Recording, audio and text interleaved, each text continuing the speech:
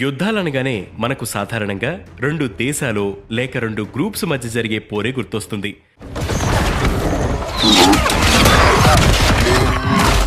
అయితే చరిత్రలో మనుషులకు పక్షులకు మధ్య కూడా పోరు జరిగిందని మీకు తెలుసా? ఈము కోడిగా పిలిచే ఈ పక్షులు సైనికులను 3 చెరువుల నీళ్లు తాగించాయి. ఇంతకీ ఈ ఈము వారేంటి, ఎప్పుడు జరిగింది, ఈరోజు అనగనగాలో తెలుసుకుందాం.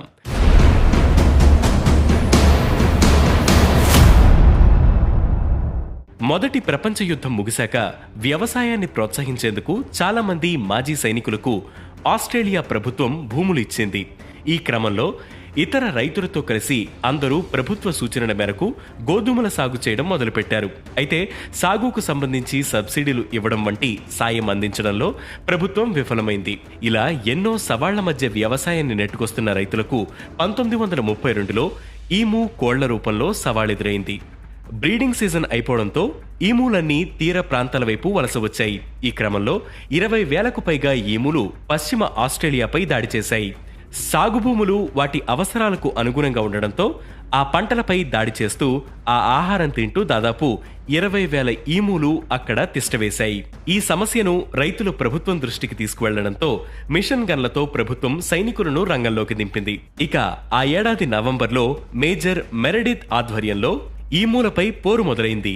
నవంబర్ 2న ఈ ఆపరేషన్ ప్రారంభం కాగా ఆశించిన స్థాయిలో వీరు ఈములను హతమార్చలేకపోయారు. 4 రోజులు గడిచేసరికే ఈ ఈమూస్ అన్ని ఆ సైనికుల దాడులకు అలవాటు పడిపోయాయి.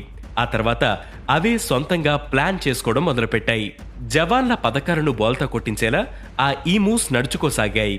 చిన్న చిన్న గ్రూపులుగా విడిపోయి ఈ ఈమూలు గ్రూప్కు ఒకటి చప్పున లీడర్లను పెట్టుకున్నాయట. గ్రూప్లోని ఈములు పంటపై దాడి చేసి ఆహారాన్ని ఓ పట్టుపడుతూ ఉంటే ఆ లీడర్లు కాపాడుకోవడం మొదలుపెట్టాయట. సైనికులు వస్తున్నారని పసిగట్టగానే గ్రూప్లను అప్రమత్తం చేయడం ప్రారంభించాయట. కొన్ని రోజులకు గాని సైనికులు ఈ విషయాన్ని కనిపెట్టలేకపోయారు. గంటకు 50 కిలోమీటర్ల వేగంతో పరుగులెత్తే ఈ ఈములను వెంటాడడం జవాన్లకు సవాలైపోయింది. నవంబర్ 8 వరకు ఈ ఆపరేషన్ జరగగా ఆశించిన స్థాయిలో ఫలితం రాకపోవడంతో మధ్యలోనే ఆగిపోయింది. మళ్లీ ప్రజల విజ్ఞప్తి మేరకు నవంబర్ 13 నుంచి ఆపరేషన్ పునఃప్రారంభం కాగా డిసెంబర్ 10 వరకు కొనసాగింది. మొత్తంగా ఆపరేషన్లో 9,860 రౌండ్ల కాల్పులు జరగగా 986 ఈములను చంపినట్లు ఓ రిపోర్ట్ పేర్కొంది. ఇది ప్రభుత్వం ఆపరేషన్ కు ముందు అంచనా వేసిన దానికంటే తక్కువే. ఈ ఆపరేషన్ నడిపించిన మేజర్ మెరెడిత్ సైతం ఈముల సామర్థ్యం, తెలివితేటలకు ఆశ్చర్యపోయారు.